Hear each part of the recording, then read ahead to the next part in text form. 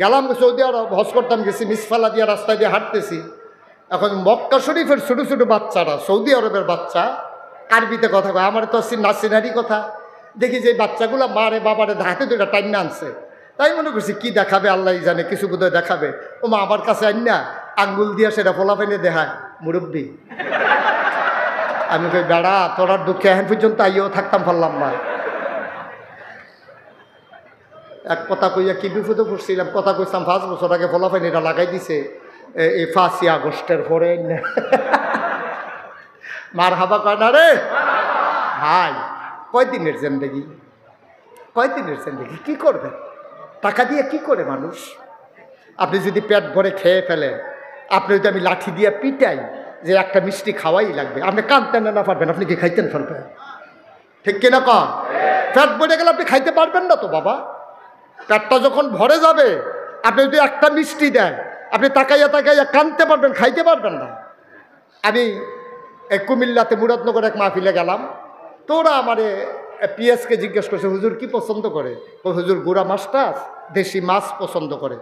তো ওরা চলন বিলের মাছ আনছে, কই মাছ, একটা মাছের দাম 1000 টাকা।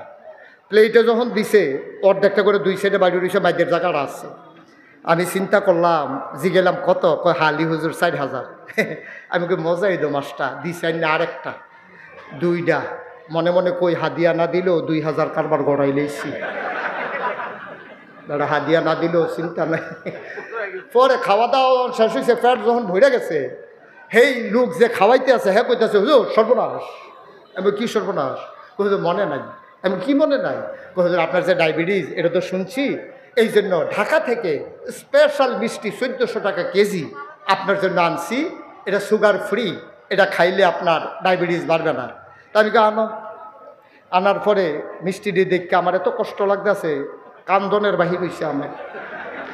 আমি সাইয়া থাকতাম পারছি, খাইতাম তো পারছি না, ফের তো ভরা। তখন আমি সাইয়া রয়েছি অনেকক্ষণ মিষ্টির দিকে। কতক্ষণ পরে করলাম রাহ, ওয়াজের পরে দেখি লাড়া টাড়া পরে একটু খালি হইলে যাইতে একটা খাইয়া যাবো, বাহিরে লইয়া যাবো, প্যাকেট করে দিবা। এই দূরে তো জিন্দগিটা। কেন আমার দেশের নেতারা বুঝে না? কেন আমার দেশের আমলা কামলারা বুঝে না? কি করবে টাকা দিয়া? এই যে এত কষ্ট কইরা, এত মেহনত করে, চুরি চামারি কইরা হাজার হাজার কোটি টাকা বিদেশে পাচার করলো, এখন তে কো তাই কো টেহা কো, ঠিক কিনা কও? তে কখনো সিফা তাই তো খবরে নাই। বাড়ি গিয়ে হইল সেকেন্ড হোম কানাডা, তারপরে গিয়া সেকেন্ড হোম মালয়েশিয়া, যাইতে পারছে না তো, সতর্কতা ধরা পড়ে গেল। কবে আমি কইতাম কামাইয়া কুমাইয়া হমান, হেই ওয়াজ পড়ে বইছে হাতার উপরে, ধরা খাইছে। কি সুন্দর পাঞ্জাবা, কি সুন্দর পাঞ্জাবি, এখন ঠিকই যখন ধরা খাইছে তা কামাইয়া কুমাইয়া হমান, ঠিক কিনা কা?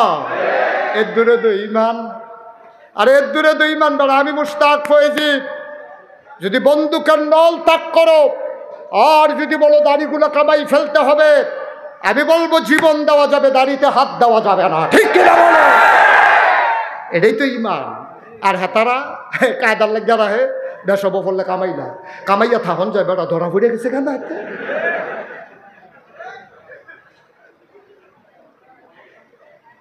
লুপ করেন না, আলহামদুলিল্লাহ বলতে শিখেন, তাইলে দেখবেন দুনিয়াতে শান্তি।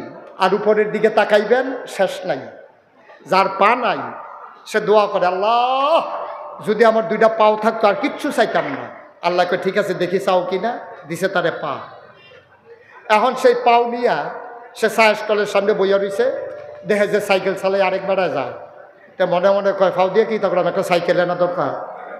ফাও দিয়া আটন যায়, কতক্ষণ আটলেই তো ফাও ব্যথা হয়ে যায়। সাইকেল হইলে কেমনি ঘুরে ঘুরে এতে যাইতেছে গাড়ি। এখন হে মনে মনে আল্লাহ একটা সাইকেল হইলে ভালো আসছিল, দিছে তারে সাইকেল।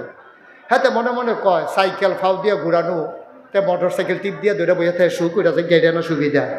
এখন সাইকেল ওলায় মোটর সাইকেল চায়, মোটর সাইকেল ওলায় যখন বৃষ্টি আইছে দৌড়াইয়া ঘরের বারান্দাত গিয়া দাঁড়াই রয়েছে। আর প্রাইভেট কার ওলায় বৃষ্টির ভিতর দিয়া যাই গেতে মনে মনে একটা প্রাইভেট কার হইলে ভালো আছে। তারে আল্লাহ প্রাইভেট কার দিছে, তে এই চিটাগাং রোড জামু ফইরা ফইরা মনে মনে দেহে উপরের দিকে চাইয়া দেহে একটা হেলিকপ্টার যাইতে আছে, তে মনে মনে কয় জামু ফললো এটা ভালো আছে। এটা তো মানুষের চাহিদা। যার পা নাই সে পা চায়, যার পা আছে সে সাইকেল চায়, যার সাইকেল আছে সে মোটর সাইকেল চায়, যার মোটর সাইকেল আছে সে প্রাইভেট কার চায়, যার প্রাইভেট কার আছে সে হেলিকপ্টার চায়, যেন জামে পরে আটকে থাকা না লাগে। সুতরাং চাহিদাও ফুরন্ত, চাহিদার শেষ নাই, বলতে হবে আলহামদুলিল্লাহ।